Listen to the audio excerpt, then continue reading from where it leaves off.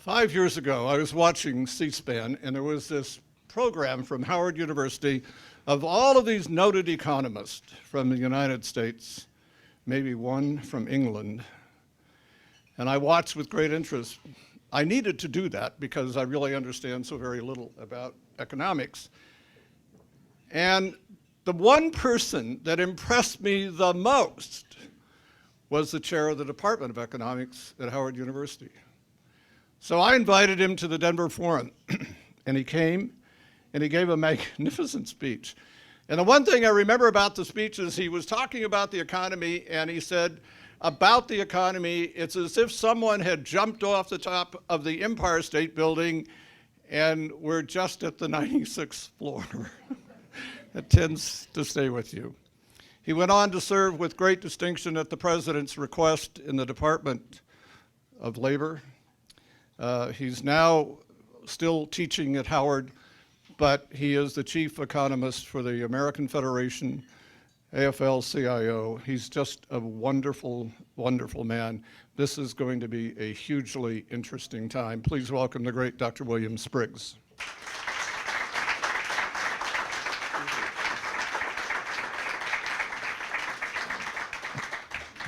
Well, thank you very much for the warm welcome, and I thank my brothers and sisters in the labor movement for showing up for some support.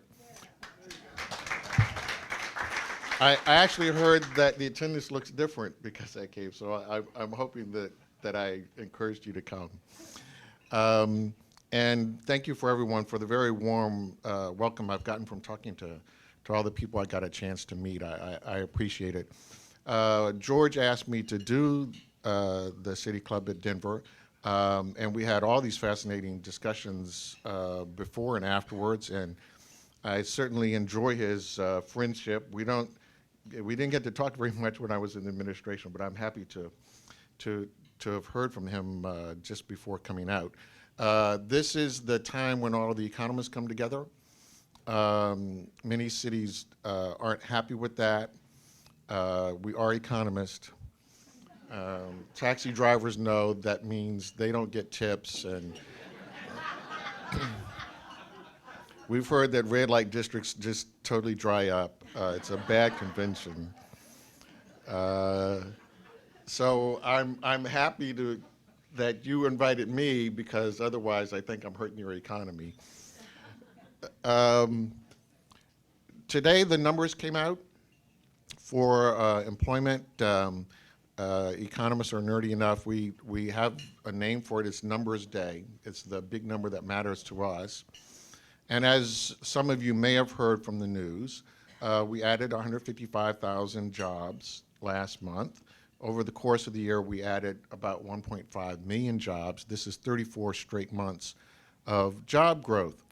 So with the quote-unquote fiscal cliff being resolved, and this addition of over 1.5 million jobs for the year, you would think that we should all be jumping up and down because, hallelujah, we've arrived.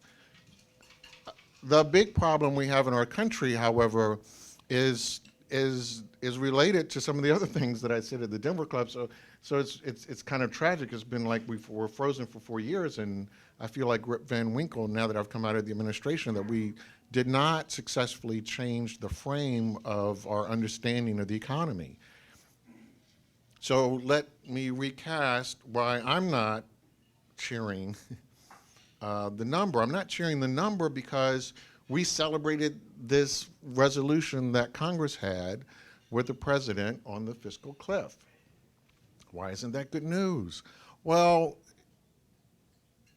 you add 1.5 million jobs in the course of the year. We also added 1.5 million people to the American workforce. So it's like a bathtub, and somebody's pulled the plug, and if you're pouring the water in as quickly as it's going out, you're not going to get to take a bath. You're going to still stink. And that's kind of the problem we have. We're still stinking. There were 4 million more jobs in the economy in 2008 before we jumped off the Empire State Building. We at least have gotten back to the level of employment we had in 2001.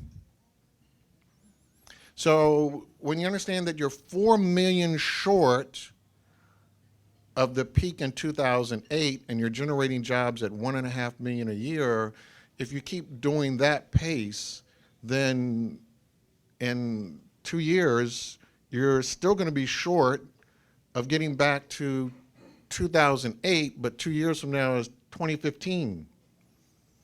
So you understand why I'm not happy. In 2016, we'll say, hooray, we're back to 2008. And obviously, there are more people in the United States, there will be, in 2016 than there were in 2008.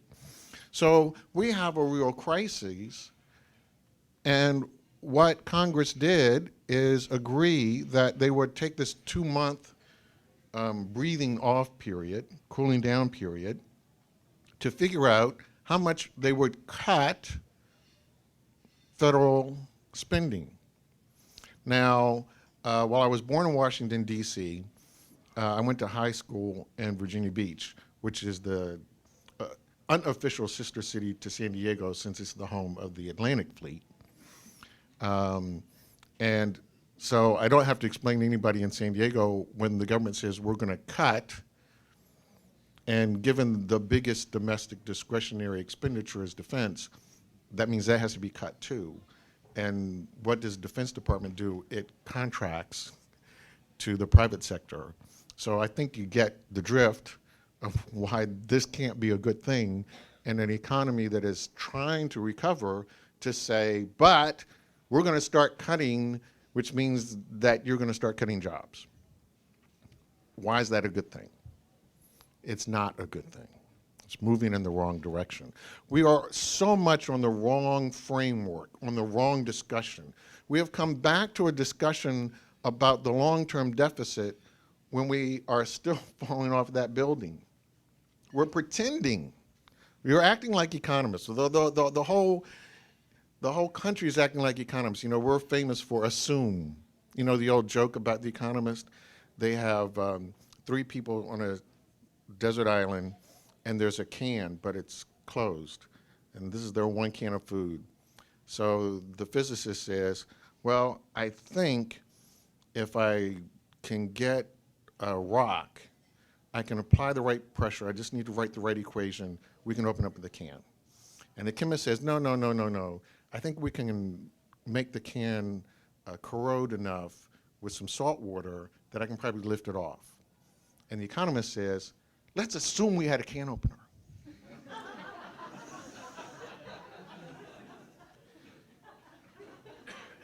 And that's about where we are right now. Let's assume we were at full employment. Let's assume that everybody had a job. Let's assume that we were getting tax revenues from everybody because they had a job. And now let's worry about the deficit. Okay, that'd be a nice world. I want to go to that world. But we don't live in that world. This world is 9 million jobs short of where we ought to be. It's the 4 million that we are down because we aren't back to 2008, plus all the people we added to the country, added to our labor force. We're down 9 million jobs. These are real people. Add to that a real cliff. See, and I mean, I know people in the business community don't like you to suggest it, but there is a reality to it. The federal government is not like people. The last time I checked, if you print money, it's called a crime. You will go to jail. The federal government ultimately, bottom line, can print money. So by fiat, it can deal with whatever it needs to deal with. That's not a problem. You, on the other hand, have a finite life. You have a certain amount of time you can be active in the labor market and earn money, hopefully build up some savings, and then you go into a period when you're not going to be competitive or don't want to be competitive in the labor market, and you live off those savings. What does it mean when you go this long period and people don't have jobs? It means when they were supposed to be working and building up those savings and making those earnings and putting away retirement, they are not. Time is still ticking. people who were supposed to be at prime earning age, those who are 40 to 50, that's when earnings reach their peak. If you were in that birth cohort, if you were 40 to 50 from 2000 to 2010, you finished the decade with lower real earnings than at the beginning. You finished with lower real earnings. The years you were supposed to be peaking and seeing the end of paying off your mortgage, the kids getting out of college, all of that, and you were building up the last part of your savings and thinking about what happens when I retire, your earnings went down.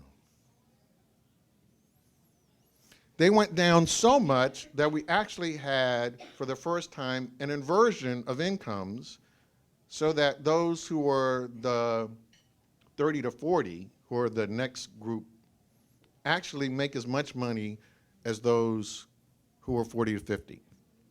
We have compressed and squished out of the middle class that peak set of earnings at the time when people are supposed to be preparing for retirement.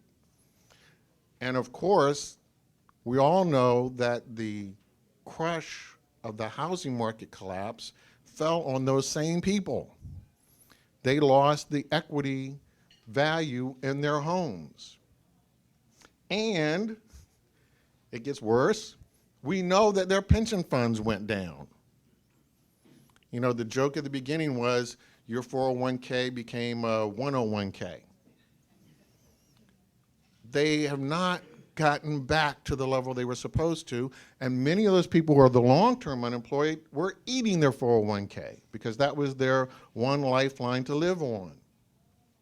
So the problem we are confronting is that we have a group of people who are going to go into their 60s totally, absolutely, positively unprepared for being in their 60s and not being competitive in the labor market, a period when earnings fall for everyone anyway. Now, why does that matter? Because this is going to happen sooner than you think. And when you take that big a chunk of the population and you say they're not going to be consuming anymore, remember what caused this in the first place? People stopped consuming. We want to treat it like a housing bubble, but it wasn't the housing bubble. The housing bubble burst. I mean, the people in this room look old enough. You all remember we had a savings and loan bubble, and we had to reconstruct the whole savings and loan industry. It went away. It disappeared. Okay? We didn't see the whole world collapse. The whole world collapsed because when Americans saw their pension funds disappear, when they saw their jobs starting to disappear, when they saw the value of their homes disappear, they did the only thing that they could do, which was natural, right? You have certain major expenditures. You have your house, which you just saw go underwater. You have your child's education. You have your retirement, which you just saw go underwater. And so what is the one thing you can save on? The next big ticket item, a car. You don't have to buy a car every year. You don't have to buy a car, as it turned out, for 3 years because we stopped buying cars for 3 years. And we saw the biggest drop in auto demand ever in the United States over that 3-year period. And of course, what happens when you don't buy cars? Then you don't need steel. You don't need glass. You don't need fabric. You don't need tires. There are a lot of things you don't need, which means you don't need those workers. And then it starts to snowball from there. Because when those auto workers don't show up, who's eating at that pub? Nobody. There's nobody in the factory. Who's now at the grocery store because the pub workers are out of work, the factory workers are out of work? It just mushroomed on us. And that's how we got where we are. It is because consumption disappeared. Well, consumption is going to disappear because households, unlike corporations, unlike the government, have no endless line of getting revenue. We are finite. Gets worse. We have not dealt with immigration. Now, I know it's a sensitive subject here in San Diego. You all have your different views, but here's a reality. Those people who have been in this country working for years, contributing to our economy, whether they are documented or not, they still go to grocery stores, they still fill up gas tanks, they still contribute to our economy, and many of them, truth be told, are contributing to Social Security. If you look at Social Security accounts, you notice that there's this error factor, which keeps getting bigger and bigger because these are people whose Social Security numbers don't match to a person that they can put an account to. We have billions of dollars, billions with a B, of dollars in this error factor in Social Security. But what's going to happen? People who came here in the 90s are turning 50. They're about to turn 60. We have no way of delivering to them Social Security. Now, some people like the idea, well, they can self-deport. Fine, we'll get another 3 million people out of the economy. That's not the answer. Sucking more dollars out of the economy at this point is not the answer. So we must find a way. There's a moral reason. There's an obvious moral reason, and I'm always the first to want to make a moral reason, but there's a real economic reason why we have to come to grips with the fact that you're going to have not only folks who are here legally totally unprepared for retirement, but you have a hidden economy totally excluded and unprepared for retirement. This is going to be the biggest drag on the economy. So going forward, if we don't address that need of the American household, we are in trouble. Now, a lot of people want to solve the long-run fiscal crises as they perceive it because they perceive Social Security as a crisis by saying, well, can't we cut Social Security? Okay. So we have people we know who are unprepared for retirement. And we're going to cut their Social Security. And that's a winning argument because what? We want them to consume even less. We want them to buy even less. And where do you think the demand for labor comes from? People do not hire people out of goodwill. You hire somebody because somebody came into your store or somebody came into your factory or somebody came to your place of business and said, I want to buy something. And then you said, okay, well, I have to hire somebody to make the thing you want to buy. I have to provide the service to you. I have to provide the product to you. Somebody has to show up to do the work. But if nobody is coming in, nobody wants anything, why do you have somebody standing around looking at you? And why are you paying them? Well, you won't. This idea of going off the household cliff is far scarier than the fiscal cliff. We are on such a wrong frame, such a wrong direction, because we have failed to address what happened to the household sector. Now, the Great Depression taught us some lessons. The one thing we learned we had to ensure was the household. And in response to that, we created the Social Security Act. For the first time, it was clear to us that not everyone who wants to work can get a job. This was self-evident. Unfortunately, today, when you try and explain to people that there are fewer payroll jobs than there were in 2008, you still get people, and I still get this from reporters all the time, well, what can I do to tell people to find a job?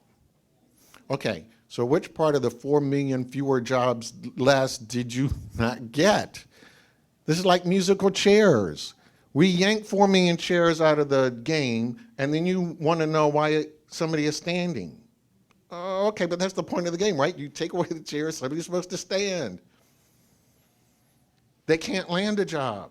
It's physically impossible.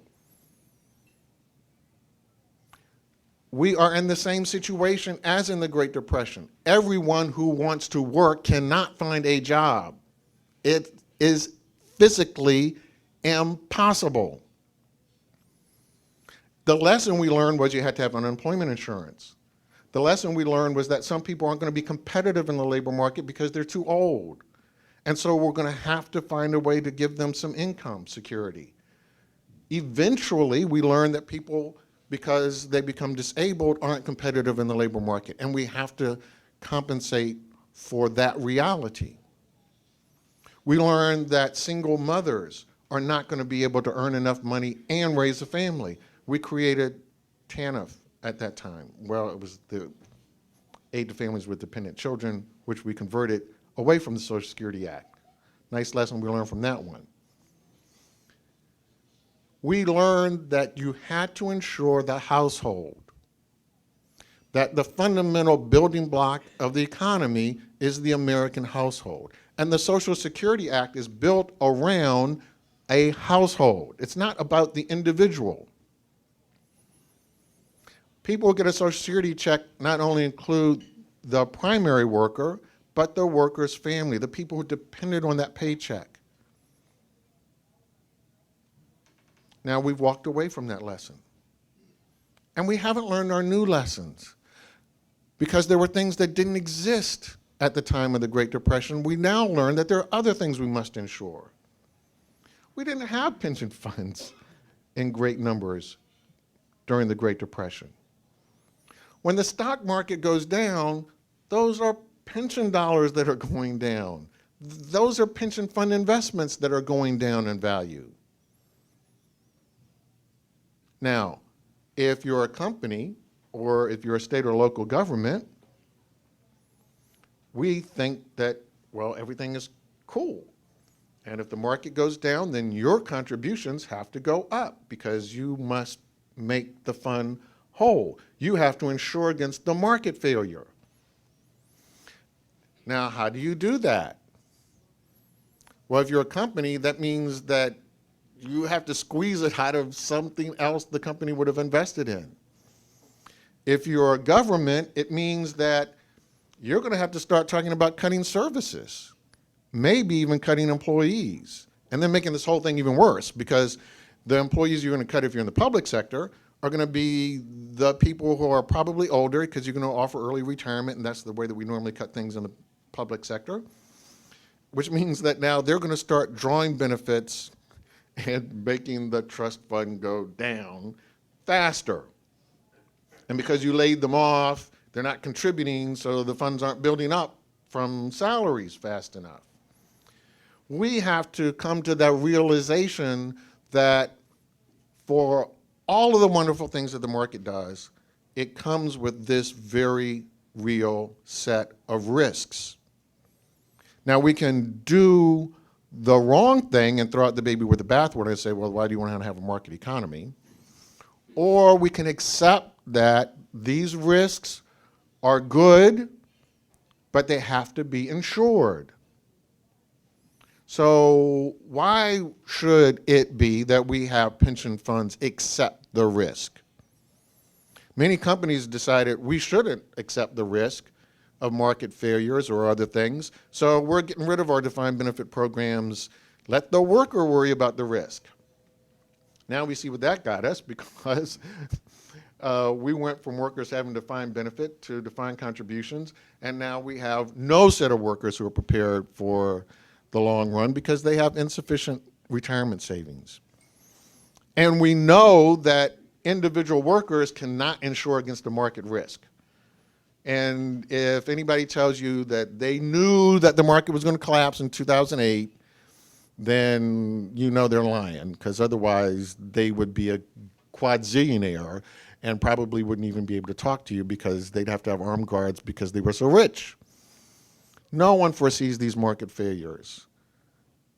No one. And in fact, they're market failures precisely because it's the market that got it wrong, not individuals that got it wrong. And the market can price things wrong. Just think about the housing market. Try and sell some of those homes that people thought they could sell for $5 million today. Try and sell that house today. It won't happen, okay? That was a market failure. That wasn't an individual failure. It wasn't people taking out loans that they shouldn't have taken out. That was the market beginning to send the wrong signal, telling you that, yes, this house is worth this amount of money, when in fact, in the long run, it wasn't. That's the market failing.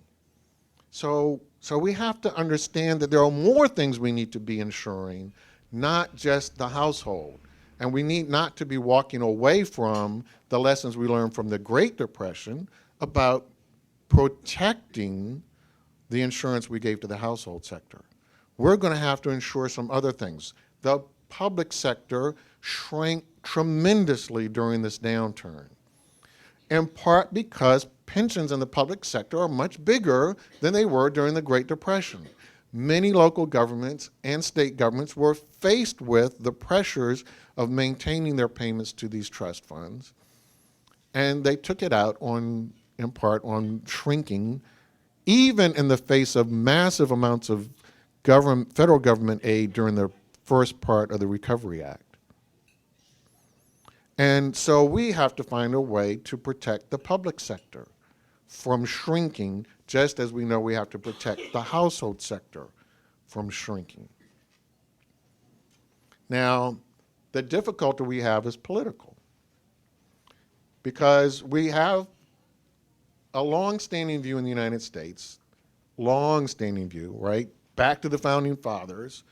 We act like they were some, like they all were in agreement and they loved each other, but they had fundamental differences about what this government should be about. Some of them really didn't want a strong government. Some of them understood we had to have a strong government.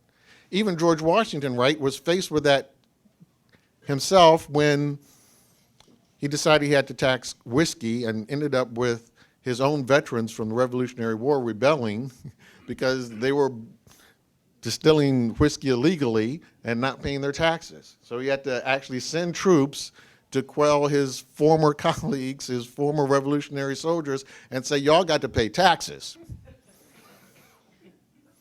Everybody wants to talk about the Tea Party. The real patriots were the patriots who ended up pointing out, no, you got to pay taxes. We have to have a government. But that debate is that old. It's that old.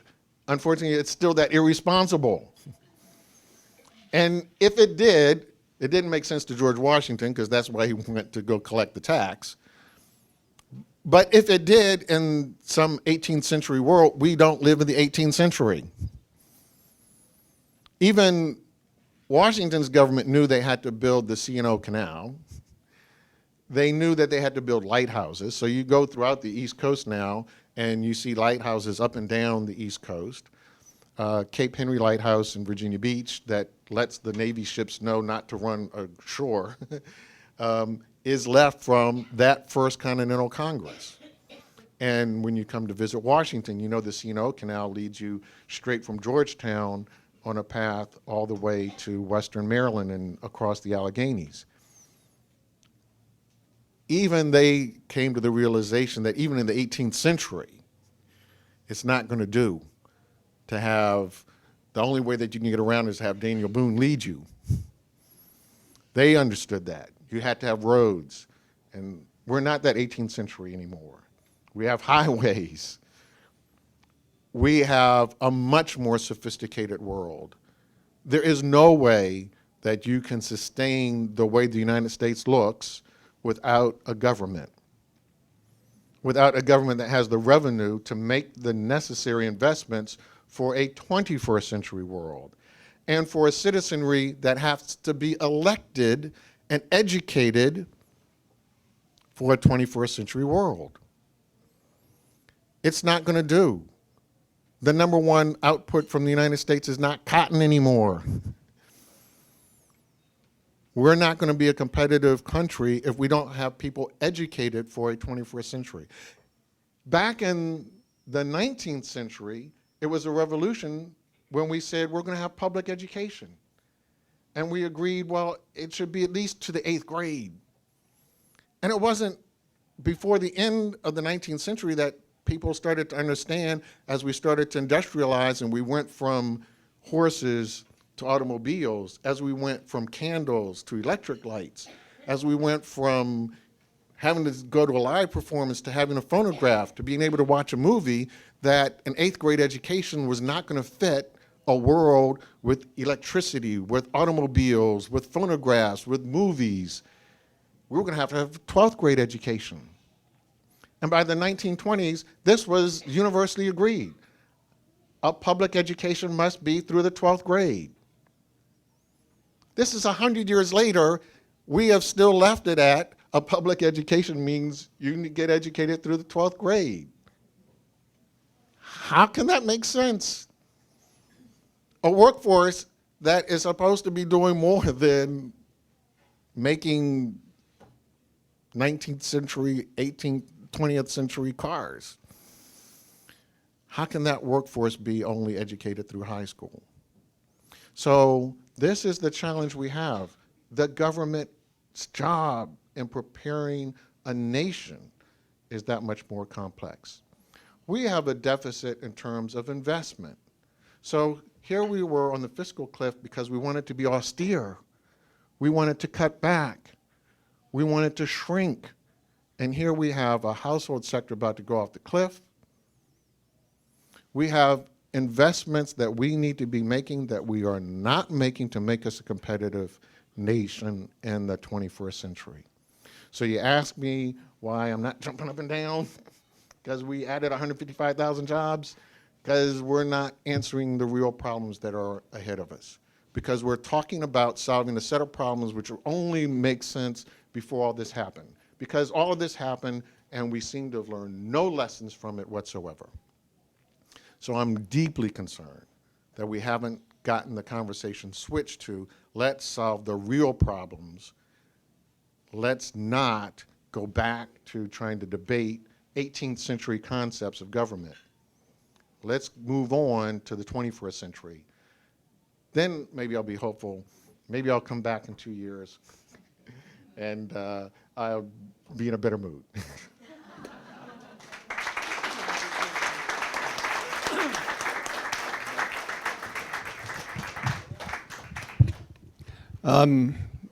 The doctor will have a dialogue. We've got a few minutes, not many. Who would like to ask the first question? Carol. Well, one of the things I keep hearing that there are a whole lot of jobs and we don't have the people to fill them. A lot of engineering jobs, and I know a couple of companies I've spoke to said they have jobs, but we don't have the people to fill them. So how do we handle that, and is it really true? We have a professional department at the AFL-CIO, and they can assure you it's not true because there are many professional engineers who are still looking for jobs. One of the levels of inequality that has risen in the United States that people don't pay as much attention to because we make this, we like the story about skill-biased technology. We like the idea that smart people are in shortage and that's why they're getting paid more money, and that really has not been happening. The biggest part of inequality that has been growing are for people with the same level of education. In fact, there's far more inequality among people equally qualified than there is between people of different levels of qualification. So the biggest gap are for people with the same level of skills. We don't have a very good labor market. We have a horrible labor market information system, and we don't have an effective way of matching. And it's our job match problem that our companies are now finding is a hindrance. They can't locate because once you get the unemployment level to a certain level and you throw out the people who have the networks, you're disconnected. The workers are disconnected because the people they know don't have a job, so they can't tell them anything. But the companies who used to have those people there who knew the other people, they don't know each other either. So the bigger problem is this inability for us to form a good labor market information system, something we disinvested in back at the beginning of 2000. And as we keep moving away from it, it becomes this bigger barrier. The other challenge are for that next step down, not the high-level engineer, but for a skilled mechanic who can understand the blueprints, who can read them and do all the kind of work that actually happens on the plant floor. we never had a labor market information system for locating those workers. That was all done through some sort of connection. And that we have to reinvest in. And unfortunately, a lot of our companies want the shortcut, just finding the person.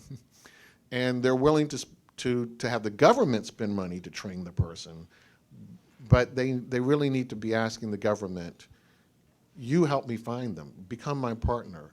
And if they were willing to make the jobs posted so everyone knew about them, then they could hold the government accountable. You didn't find me somebody, but we don't have that kind of partnership.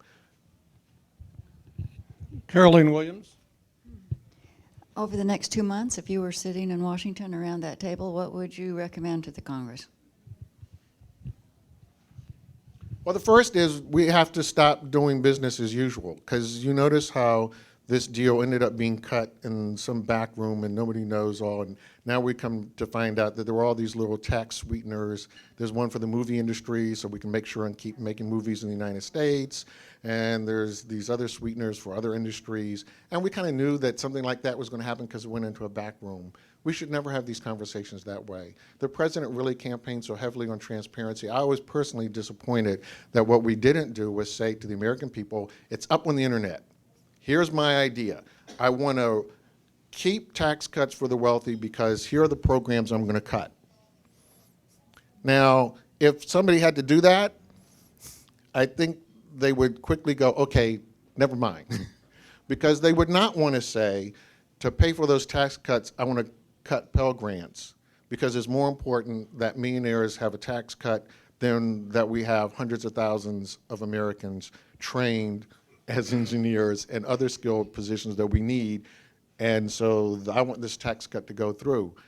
If they had been forced to have an open, transparent discussion with us, I think we would change the way that things function. We'd get closer to the democracy we need now, because unfortunately, this 18th century view has taken a hold of a Congress that would not even agree that when a hurricane comes through and wipes out entire towns in New Jersey, takes away roads, takes away schools, that we have to step in and rebuild obviously destroyed infrastructure. So the fact that holds for them, that they can't even agree that when something is destroyed that's public infrastructure, that it has to be replaced, that means we have this serious problem that the voice of the American people is not being heard. The 1%, unfortunately, is being heard, and a closed door becomes a conversation for some select industries to get their select little tax cut, but not for the 99% of Americans who are worried about what happens to my retirement, what happens to my kids' school, what happens to the road that I need to drive to work on, what happens to the high-speed rail that I need to get to my other job. None of that can be discussed because that's not in the conversation. So one of the things I would do is say, no, everything now has to be more transparent so that we can have an honest discussion that the American people can understand what the deal is. This was the biggest thing of obfuscation ever because it was done behind closed doors. Ms. Rutledge. Thank you very much. I'm a newcomer to this group, so thank you for giving me a chance to ask a question. You talked a bit about the problems of long-term unemployment, and you mentioned a lot of problems, but you didn't mention the loss of job skills, which I'm sure is an important issue for you. And being in the academic world, you must be thinking also what to do. I'm wondering what your thoughts are on innovative ways of helping people, not so much in the academic community, but other ways of building their job skills. For example, there's a whole maker movement talking about these tech shops where you can use equipment to build, 3D prototype, 3D printers. And we see that Ford, for example, has engaged in a joint venture with Tech Shop. I'm wondering if you think that might be one way of helping people develop new ideas that will eventually become small companies and maybe large companies eventually. The job skill atrophy for the 4 billion long-term unemployed is very important because disproportionately they are in their 50s, and the atrophy of their skills is a tremendous loss. Again, these are folks who are near the peak of their earnings power and their productivity. So this is a big drain on our economy. I think we have to think even strategically about it. We lost so many jobs in manufacturing. Today we have fewer manufacturing workers than at the beginning of World War II. Now, obviously, our manufacturing workers are way more productive than back in 1939. But it still ought to give you pause that for a world power, you don't have enough people who have the skills to produce anything and keep your country going. We don't make TVs, we invented televisions. We don't make telephones, we invented telephones. We're about to switch to light bulbs. We don't make light bulbs. It's not buggy whips that we've lost. We've lost the fundamental elements that we would need to sustain ourselves in case of a national need. And so we need to think about not only this atrophy, but maintaining skills among our people and figuring out things that could keep them engaged, keep them ready, and allow us to pass on the continuity. The workplace has changed so much that you couldn't put Rosie the Riveter in a manufacturing plant today. The manufacturing process has become that much more complicated. So you have to have continuity in terms of the workers so that you can transmit from worker to worker, this is how we do this really complicated thing. And my fear is that in throwing away those 4 million workers and their knowledge and letting their skills atrophy, that we're forgetting that, okay, when you start to fire it back up, you're kind of in the position we were talking about, where do I get these people? Because you can't get a new junior college graduate to run the factory. They need somebody experienced around them. Last question to Mr. Williams. Hey, Doc, you mentioned earlier about the deficiencies that we have in terms of communication and education, those things. How can we do that, and who do you think should do it? Should there be a dialogue starting in the White House, or where should it start? How should we be informed and motivated to do those things as a nation? I wish it would start in the White House, but it can start at a local level in a certain way. You could well imagine the whole community college system being totally hooked into all of the job openings that are taking place in a state. That the State Workforce Investment Board could also translate all of those degrees coming out of the community college system into real skills, so that we would have a real marketplace, so that a company that wanted to start up could say, I know that there are 50 people in the queue who are getting ready to be a specialist in this electronic manufacturing technique that are coming out of the community college system. I know where they are, I can go recruit them. And those same students know that there are job openings that are posted for these specific skills. So many people criticize the public job program and say, well, why don't you train for the jobs that we have? Why don't you tell people the jobs that you have? It's incredible. Only 20% or so of jobs are publicly posted. People think that the Workforce Board is supposed to have osmosis. They go to sleep and they dream of jobs that no one has told them about, and they're going to produce somebody like that. If we had a real marketplace, we would go a long way. If companies would post the jobs publicly so everybody could see it, students can see that. And they could see, wow, there are 500 jobs being posted for this skill. Odds are if I go that way, I can get a job. But it's not posted. It's not known. People are guessing.